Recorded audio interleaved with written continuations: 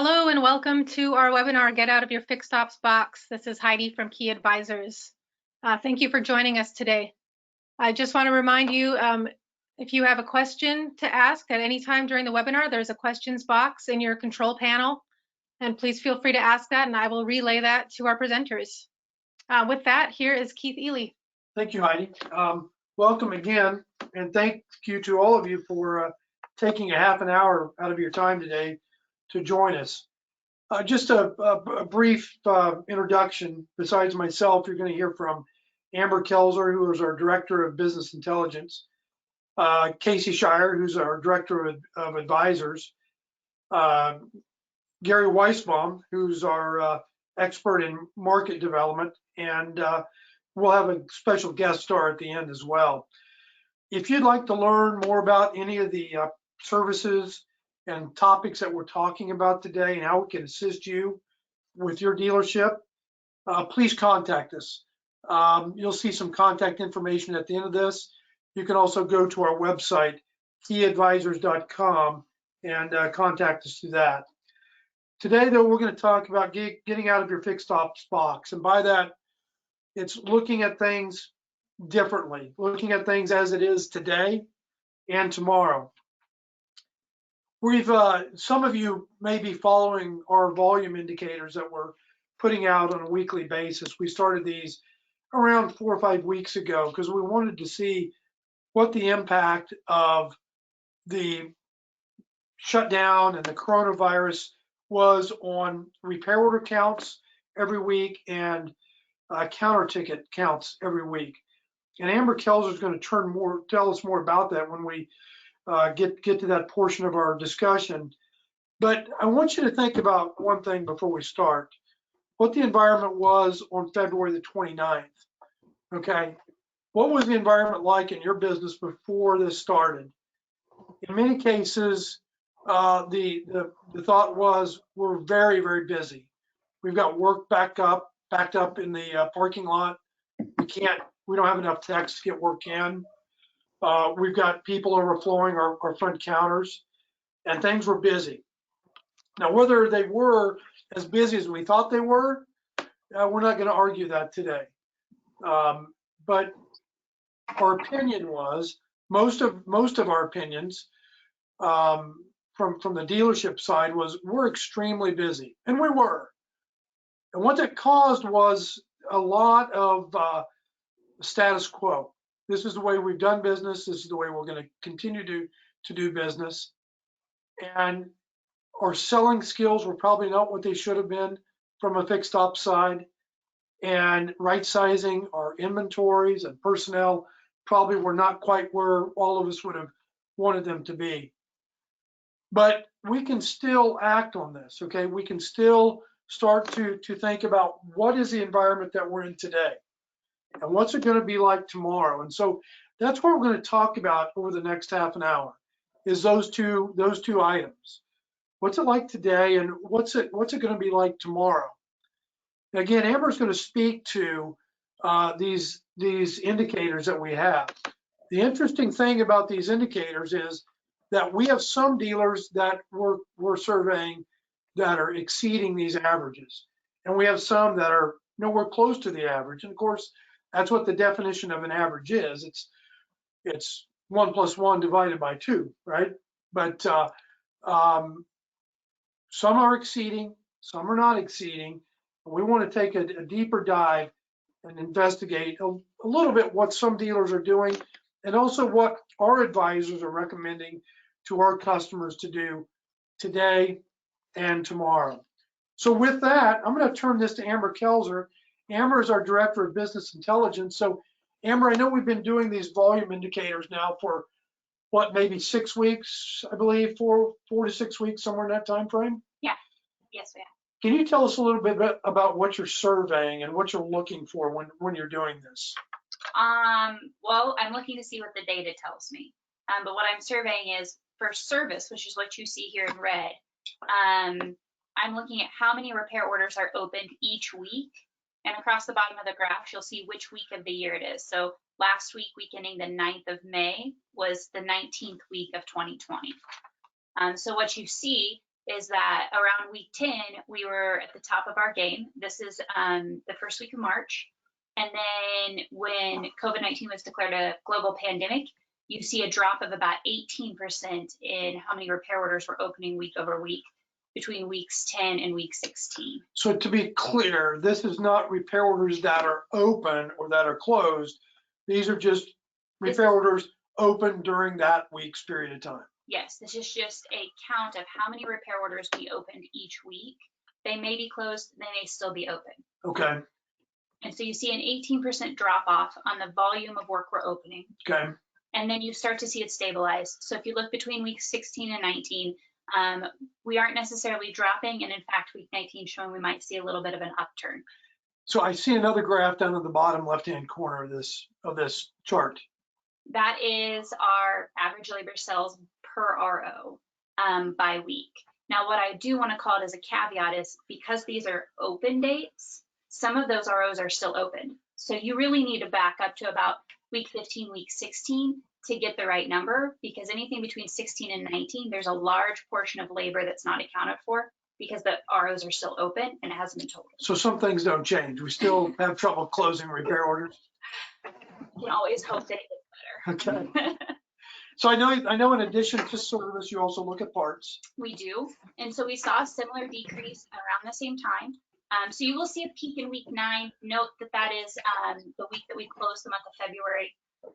But around 10, you start to see around a 13% drop off between week 10 and week 16 on the amount of parts invoices that we're opening each week. Okay. Now, this parts invoices are opening and closing, so the dollars per invoice are totaled. Okay. So for week 19, once again, we saw as we closed April, we saw a little bit of a bump in volume, but week 19 still looks a little higher than week 17. So we're seeing just a slight uptick in parts, but you can count on those dollars per invoice. Okay. So is there, I know we talked when we started that there are some dealerships that are outliers in this, both on the lower side and on the top side. I know there's one that you talk to a lot. They're a subscriber to our Pulse product and ask you lots of questions about Pulse, but they're also an outlier on the top side of these things. Can you address just a little bit of why you think they're outliers? They're doing better than what we see? Yeah, based on my conversations, I think I've used the word exceptional when I talk about them, but it really stems from the fact that I believe they are data driven. They want to know what the numbers tell them, but they're trying to get a quick view and they're making decisive action. And the way they communicate is very transparent and very forward thinking. So they make decisions. They're not stuck in the sand. They're making decisions right now. It seems as if they're not afraid to try. And by all means, everybody's experiencing a shift in the economy, but their data is not telling me the same story that we're seeing here. They're on the top end. Amber, if they would like, if our audience would like to know more about your data, what would they do? They would email me, okay. amber@keyadvisors.com. Or if you want to see these graphs, they're on our website. We update them every Monday by noon for the previous week, and you can follow the trends with us. Great. And you could compare yourself against these if they wanted to. You could take their data and compare against this data as well. Absolutely. You know what your volumes look like. Pull them, trend them, and compare them to our graphs, or reach out to me and perhaps I can help you. Great. Thank you, Amber. Appreciate that. You know, one of the things that we've learned from looking at this, the repair order and counter ticket volumes, and also in just discussing what's occurring in the market with our customers, with industry leaders, is this slide title. You know you need to change, but you don't know what the change is. And we're hearing that certainly not just in the transportation environment, the commercial dealership environment. We're also hearing it, you know, just across industry and business and everything. Just not business. It's across our whole nation and world right now. And when we think about it from the business standpoint, the businesses that are successful right now are the ones that are trying to figure out what they're going to look like down the road. I liken it to having one eye looking down and figuring out what's happening today, and one eye looking out into the future and trying not to get cross-eyed, trying to make sure you can keep a vision of both. And so It's that idea of being able to pivot and move quickly to a model that works today, but also is going to be working in the future. And so that considers such things as the size of my business, not just now, okay, but we all believe we're starting to see a few trends that this is going to come back probably much more slowly than we want, but it'll come back. So can I serve the market and meet my customers' needs with my current staff? How do I reorganize my business from a level of throughput, from a level of inventory? How can I meet my customers' needs? And how can I meet my staff's needs? Okay, because this people aspect, it's always been number one, but now the health and safety of our people and our customers is just even more important. So we got even more complexity being thrown into this equation. Speed matters. Okay, this is a very fluid environment because nobody really understands what's going to occur tomorrow. Okay, we see comments about drugs coming out that might work and then they don't. We see comments about reopenings and then concern about it. Speed matters, and being able to make decisions and act with urgency really is important. Gary's going to talk to us later on about this question, but what do your customers really value? Okay, really value. And we always talk about this being a relationship business. This is probably more important than ever. What is the one-by-one identification of your customers' needs? And it takes time. And it's a really, really challenging chore to do. But if we're going to understand what they need, you've got to ask the questions. You also have to ask a question because we're in this to make money, okay? And we're in this to get better. So how do we serve our customers better? How do we do our work better? How do we make this a place that employees want to come to work? And that's called a competitive advantage. And what gives us competitive advantages today and tomorrow? Another thing that you're seeing happening, and I think all of us have learned this, I believe that if you ask most dealerships in February, do you make appointments in the service department? They would say that won't ever work. Now you're seeing dealerships make appointments all the time. It does work. And we've learned to do that almost on the fly. So brainstorm, try new things, throw something against the wall, don't wait. And also don't wait if it's failing to stop doing it, okay? We got to try things and see what's going to happen. And the final piece that we're seeing is this idea of really, really being intentional about moving away from transactional to recurring business. We all want that, but many times we've not done a good job of that. And so it comes down to trying to sell each repair order, each counter ticket. But how do we develop the relationship with the customer so that we are doing recurring business and meeting their needs? And that's a big, big jump for some of us that are in this business. We're going to talk about parts real quick. And Amber, I'm going to turn back to you here because you've done some analysis on some parts inventories. We're talking about parts health, first of all, getting a competitive advantage with the parts inventory and the health of that inventory. And of course, the first bullet point is everybody wants cash. Doesn't matter if it's today's environment or January of 2019, everybody wants cash, and probably of the most readily available cash, it's in your inventory. But what we don't want to do is we don't want to sacrifice sales and first-time fill rate off the shelf by wrong sizing the inventory. So could you give us a little more background on what's happening with some of the analysis that you're doing on parts inventories? Yeah, I do a parts inventory health check.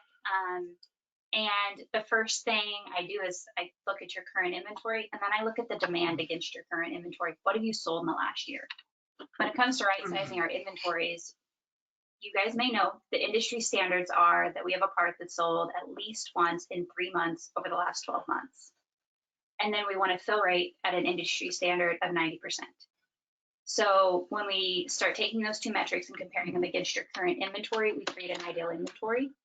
And by doing that, we typically see a large influx of cash because we have money tied up in inventory we don't need.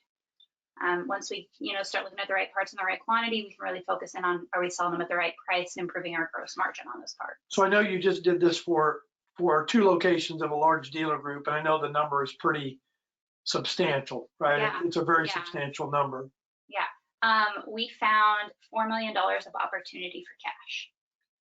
So that's almost 4.1. yeah. So that's yet with increasing the breadth of the Without numbers. impacting Yeah. our fill rate, because we should actually increase our fill rate because we're getting just the right parts on the shelf. So we're increasing breadth, decreasing depth.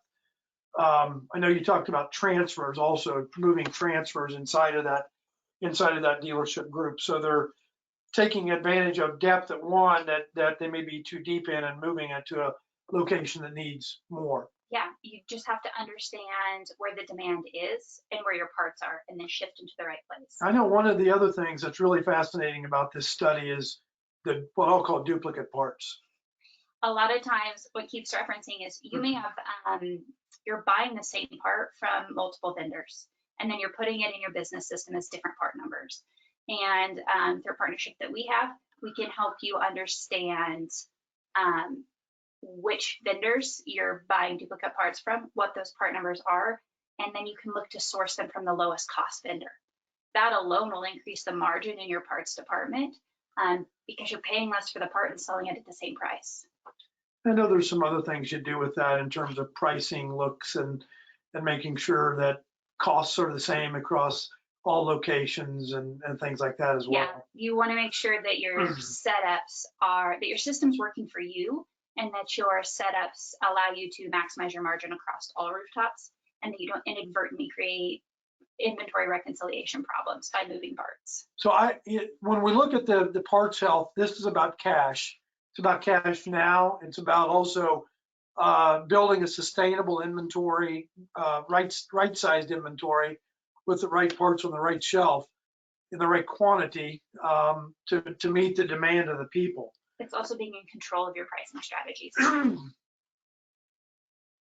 In a little bit longer term view of this sustainable cash flow is how you're selling parts right now. And this has been a topic of discussion with several of our customers and certainly other people that we visited with in the industry. And one of the real themes is how do we move this idea of selling a part from a transactional to a recurring relationship? Well, we still expand what we sell to the customer. So and it talks about limiting exposure. So limiting the exposure of a customer leaving and the exposure of bad AR, but more so about limiting exposure of a downturn in sales from a customer. How do we start to make decisions about things that we can do for a customer that add value to the relationship? And again, if we go back in time 2 months ago, nobody would have thought that delivery and the way you deliver parts or the way that people pick up parts could be a competitive advantage. So there's lots of things. This question right here, in terms of how you are selling parts, is a really, really, really critical question. And I know, or to the dealer that we referenced earlier, you have a lot of conversations with. Their tact on this has been completely different than some of the other folks that we talked to. They've actually added more outside part salespeople now. To go out and make calls. Where we have others that have said the outside part salespeople are not as effective. How do we get a better phone room presence? How do we get a better online presence? How do we start selling differently and better to our customers? Gary, I'm going to bring you in on this last one though, in terms of asking questions of the customer. You want to clue us in on this a little bit? Sure. So the challenge today is that the way people are buying and their needs are very different than they have been. They're depending on if they're in the supply chain dynamic, if they're super busy, if they're not, whether people can actually come on site. There's so many variations of what customers need today, and it's critical for a dealer to know what those are and set their procedures up to make sure that they accommodate them. And we'll talk a little bit more about this when we get to a little further on in the presentation. But the key issue is that you really need to understand upfront that in all cases, your customers' businesses have changed, and what you don't know right now is more important than what you do know. Thanks, Gary. I look forward to hearing some more about that in a couple of minutes. you know, if you're interested in this parts health check, please reach out to Amber. It's a really easy analysis to go through, and it's something that we've seen great return on investment with. Casey, I'm going to call you in here now, and we're going to talk a little bit about service. You know, Amber, before I bring Casey in, this first bullet point is one of your favorite sayings. So if you wouldn't mind cluing the audience in on what you mean by that. Sure. I think of volume as a water level, and I think of inefficiencies as rocks at the bottom of the lake. And when volume drops, the rocks become much more apparent. They were always there, but they weren't getting in your way as much as they are now. You were skimming over them. And when the water level drops, the rocks are there and we're hitting them left and right and we're bleeding, and we got to figure out why. Very good. So Casey, I know that within our firm, you were the first one to do a successful digital discovery. Yes, sir. Right the week that this thing started to stay-at-home orders, and it went so well that your customer asked you to do 30 more of those digital discoveries. They weren't 3 days like you did, but I think you and your team did 30 or so digital discoveries in a week for that same dealer, didn't you? That's correct. Yes. Yeah, we, you know, really just kind of touching on those key indicators. You know, Amber mentioned a little earlier about, you know, knowing what the data means and then acting on the data. And that's really kind of what the focus was for these meetings, is making sure that we're looking at the key performance indicators every day for yesterday, and then trying to drive the behavior intentionally from there. So yeah, it was a huge success, Keith. Okay, Casey, I know also that you got one of your customers that you guys started with, I think, late February, did the discovery, started the implementation of your standard operating procedures and service. And you started that in March at one of their locations. If I remember right, I think you told me something in terms of tech head count. They dropped tech head count around 30% from the time you started to today. Is that right? Yeah, overall they've dropped their technician count by 30%. Just trying to right size based on, you know, current volumes, but doing it in a strategic way. And honestly, Keith, it's been pretty remarkable.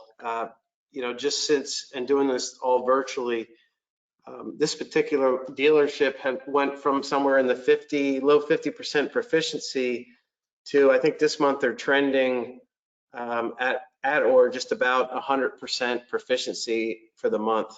So that was a margin increase of, man, we went from high 50s to mid 70s literally in like a 3-month span.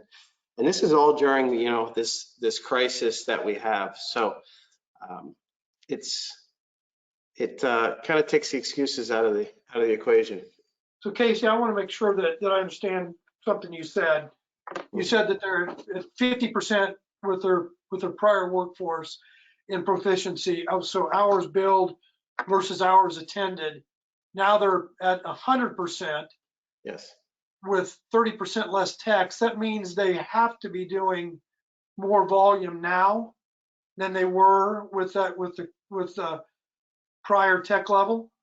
Yeah, I mean, they're definitely, I think, yeah, they're definitely doing more volume by ratio per technician. There's no question, right? From a profitability standpoint, they're net, you know, they're way more healthier today. We're making money instead of losing money now with this new norm. And so, yeah, absolutely.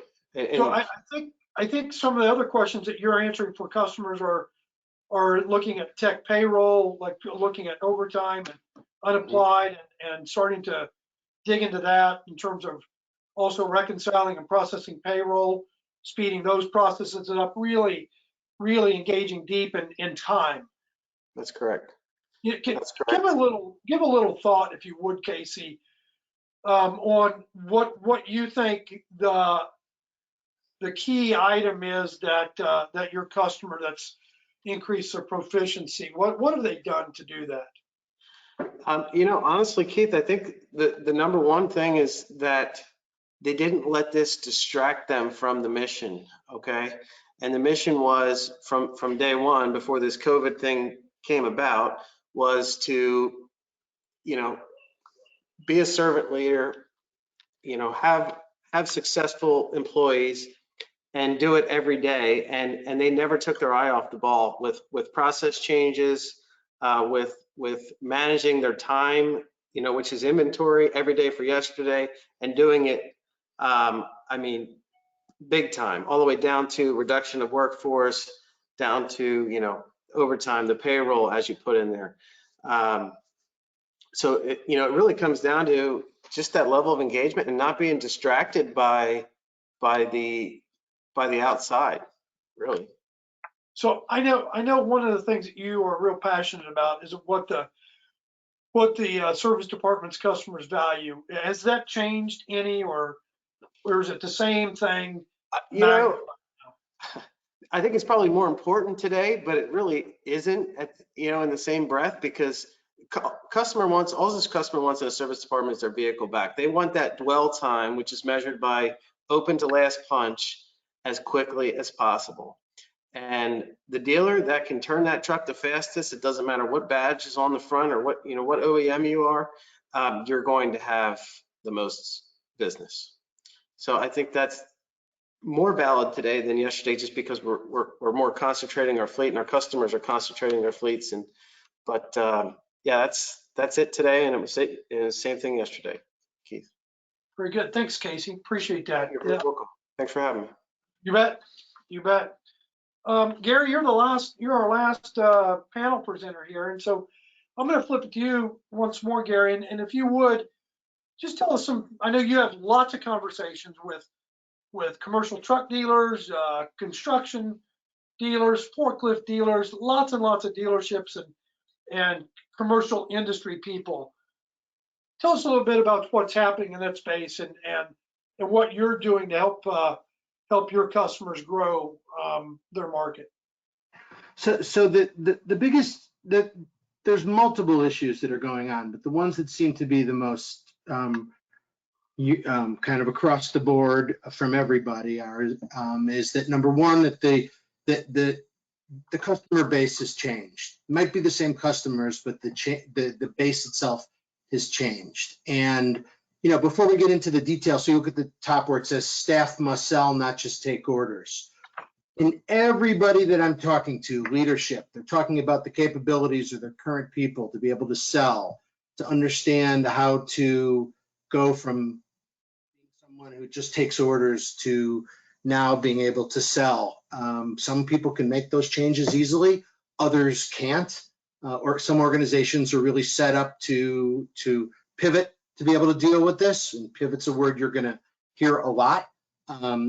Others can't, and the ones that can't are struggling with this a little bit. But specifically in the space that we're talking about today, your previous customer list might have had, you know, by part sales, might had your largest customers down to your smallest, but today that list might be very different because you're not looking at it by volume, you're looking at the customers specifically and which of your customers are involved in the vocations and the lanes that are doing the most business in this COVID-19 environment. So companies supporting supply chain, companies supporting medical products, food production, grocery supply, et cetera.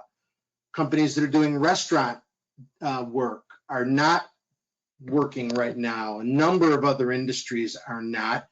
So you need to really put a different set of glasses on, relook at your customers, and make sure you are focused on those that are active. I'm not saying give up on the other ones, but from keeping the cash register ringing, going after those that are actually busy and doing the most business. The second point is that relative to the actual health piece of this, customers just don't necessarily want you stopping by anymore.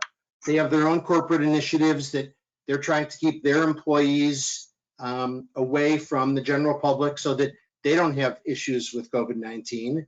So dealers have to now look at how they are dealing with customers. It affects the way outside parts people, actually all employees, anybody outside is engaging customers, and certainly it has an impact on the inside sales staff as well. The last point is that this is an amazingly significant time to conquest new business. Dealers that can't figure this out, their customers are going to know it. Those dealers that take a positive, very proactive way in terms of dealer engagement, good offers, rapid response, good online sales dynamic, this would be a great time to take a current dealer out and potentially pick up some conquest business. So while this probably wouldn't be the first thing you'd be thinking about right now, it really needs to be moved up to the top of the list, because if there's customers that you've been trying to get at and you've not been able to, this might be a really, really good time to go after them. So those are the key issues that we find across the board, the common denominators that we're having the greatest amount of conversations with. Great. Thanks, Gary. Appreciate the insight. I know how many dealers, Gary, not just commercial truck, but how many people from this commercial industry do you think you're talking to over the course of a week right now? So last week across construction, forklift, trucking, generator, and other industrial dynamics, over 50. Okay.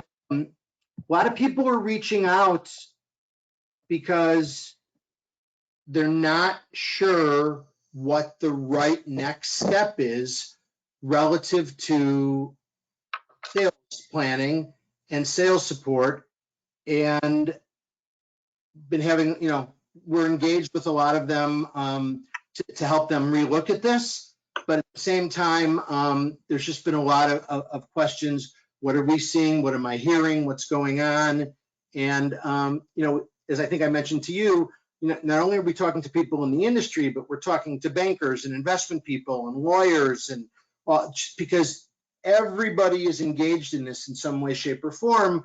And it's been helpful to gather that kind of data from such a wide range of people involved in this space right now. Great. Thanks, Gary. Hey, Mark Martinzik, you out there? I am. Hey, so you and I have been together for a long time, and we've been through several downturns. I think you and I talk about this topic of can you pivot quite a lot. And it's certainly more applicable today. You did a great job yesterday when we were rehearsing this and bringing us back to task. Can you bring us back to task one more time, Mark? Well, a couple thoughts. Okay. I guess the question to ask yourself out there in the dealer world, are you really leading through this crisis, or are you managing to the daily response? In other words, are you striving to get back to where you were? Because you won't. Okay. Or are you striving to come out of it better and stronger? Improving your processes, improving the efficiencies. That's what pivoting means to me. Okay. Things are changing. I'm the old guy in the group. I've lived through a lot of different crises in my life. Some that were probably my fault. Okay. And it's falling down. It's okay. All right. But you got to get back up and push forward, and you've got to reinvent yourself all the time. And that's what pivoting means to me. Okay. The dealers that we're seeing that are above those averages lines, and some extremely far above it, okay, are few.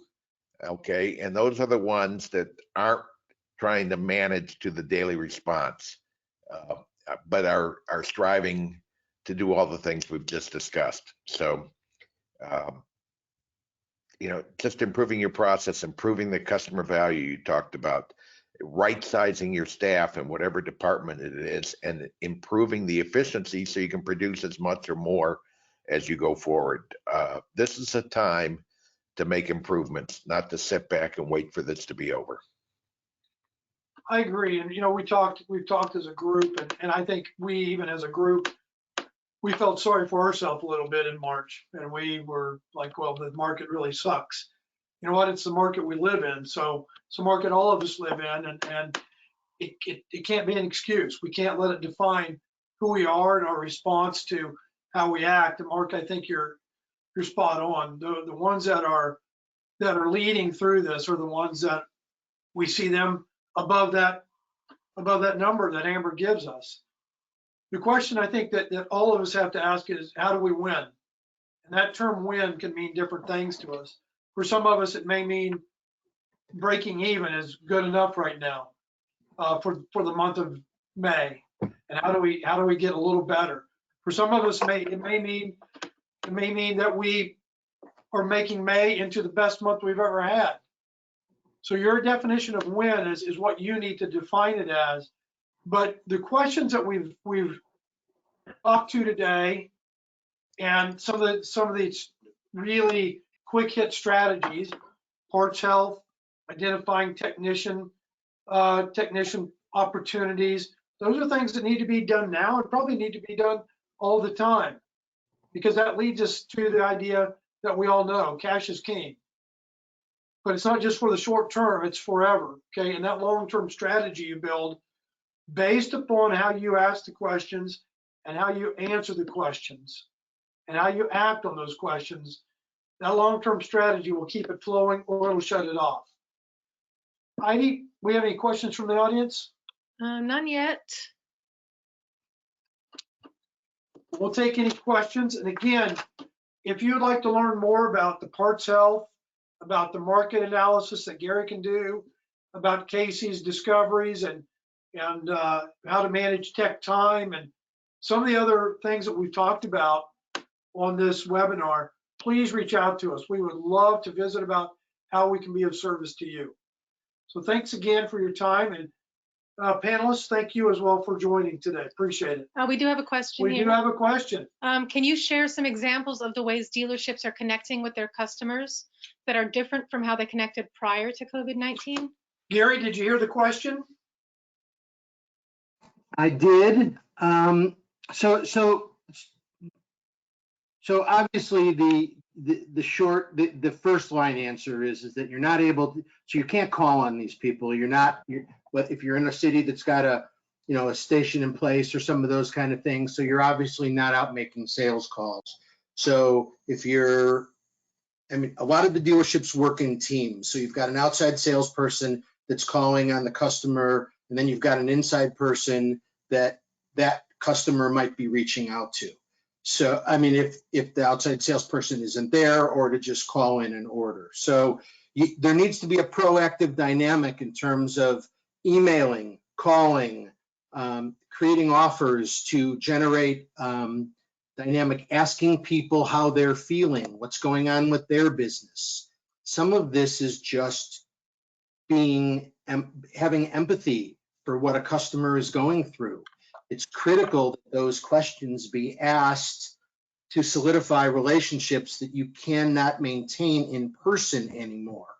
So there just needs to be a whole different dynamic of conversation from a telephone standpoint. There needs to be more frequent emails there with meaningful offers.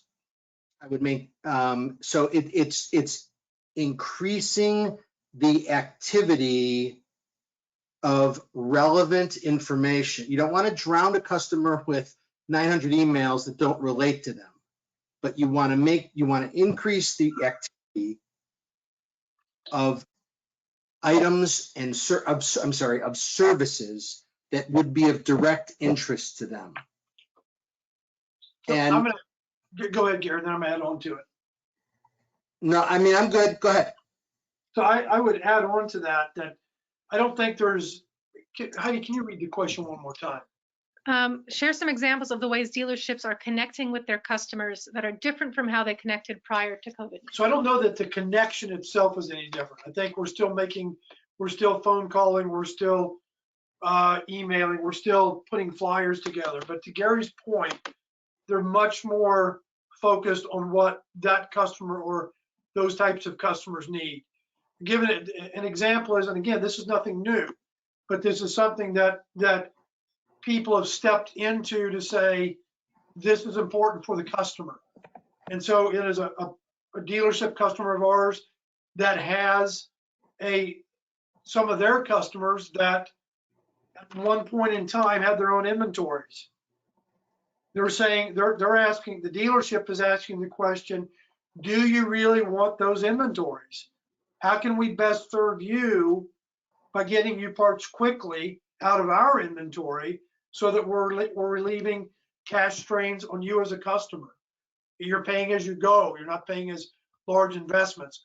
On the flip side of that is these customers that have their own fleets that we're bringing them in for maintenance, and they're saying, I don't want to expose my drivers now to possible, what do I want to call them, getting sick, possibly getting sick. And so now the same dealer is saying, let us help figure out a way to put parts into your location to minimize the facing time that your drivers have where they could possibly be infected. So it's not new activities, but it's more of the activities, more focused. The real key thing, Gary, to your point, is asking the right questions. Well, Keith, if I could just add, Yeah. Keith, one more piece. So a forklift customer the other day who has said to me, I used to just call and we would just talk about what they needed. Now, when I have my guys call, I have them make sure that they understand what that customer is dealing with at this moment in time, knowing that the forklifts are running 24 hours a day instead of running, they were running 2 shifts. Now, because they're part of the supply chain, now they're running 3 shifts. Instead of waiting for the customer to tell me that, I, as the person supplying parts and service, am telling my customer, I know your equipment is operating way harder than it ever has. What can we do to proactively help you deal with that dynamic? And how can we make sure that those machines are running 24 hours a day all the time? And I think that's back to Casey's point of getting the truck through the line quickly too, right? Of just getting that truck through the line quickly. Heidi, you got another question? Another question. How do you properly evaluate when to reduce technician staff? I believe business levels will return and spike. Is there not risk of being understaffed when business levels return? Parts inventories are easier to adjust. Tech count, not so much. That's a great question. And I think that, so the short answer, and Casey, did you hear the question? Yes, I did. So I think the short answer to this is that you can't make a short-sighted decision, right? It's not about reducing to today's levels. But Casey, I'm going to let you take this a step further. Yeah, no, that's perfect. And it's a really good question. And it kind of goes back to the first point on the slide about efficiencies. I don't know if you want to go back to that slide there real quick, Heidi. So was volume hiding inefficiencies? The question is what was my proficiency before all this took place? Okay. If I was to go to dealers, 3-4 months ago, every one of them is, we need to hire techs, we need to hire techs, we need to hire techs. Okay. And, I do this equation with my customers, with my clients, of how many non-revenue producing technicians do you have? And, I have dealers that number is over 100 non-revenue producing technicians. So the question becomes, do you need to hire more technicians, or do you need to just put the ones that you have to work? So when we talk about right sizing our technicians, it's let's put the technicians to work so that we can increase our capacity and sell more of the inventory that we're already purchasing, and then go from there. Would I recommend you going out and getting rid of all of your A-techs and your top performers today? Absolutely not. But being strategic about it, getting into the data, getting the processes in line that can facilitate keeping that tech in his bay, okay, and start to take the inefficiencies out of the equation, and you'll see the light. I think it's a longer answer than that question can get today. Right. If whoever asked the question, please reach out to Casey and talk about that with him, because he would, Yeah. Casey would love to talk about that with you. Absolutely. Other question, Heidi? Yeah, related to that, where is the first place you typically look to find wasted technician time? Say that one more time, Heidi, for me. Where is the first place you typically look to find wasted tech time? I'm assuming you're speaking from a tech on the floor time and not physically looking at it out of my business system. But, you know, Mark Martinsik's on the call. His number one thing is, what are you paying the technician to do that's keeping them out of the bay? And you need to ask yourself that question. You know, is it information? Is it parts counter? Is it getting the part? Is it bringing the vehicle in and out? Is it finding the keys, finding the asset? You know, all that kind of stuff that pulls that tech out of the bay is really where that that time is lost, or a lot of it anyway. So, Casey, I'm going to add on to that. I know that Alan Phibbs has a call today with one of our customer groups, and the topic of discussion is how to reduce available time. So tech standing around doing nothing, and I put nothing in quotes. How do you reduce that time below the 700 hours that they're at right now? And I read Alan's email to them, and it's 699 is not the acceptable answer. Okay, and so I think a couple of things that you've got up here. Overtime is one.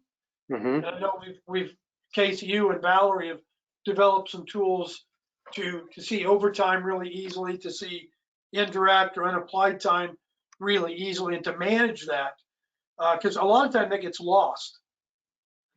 Yes, it does. So there's overtime, there's indirect. To Casey's point, why isn't the tech in the bay doing what they're to be doing? Again, I would encourage you to ask Casey more about that. Any other items? That's all for questions. All right. Again, if you've got other questions about our topics, please reach out to us. We'd love to visit with you about how we can be of service to you. We're confident we can, and we appreciate your time again today. This recording will be out on our website as well, correct, Heidi? Yes. At some point here in the next day or two. So thanks again. Appreciate it.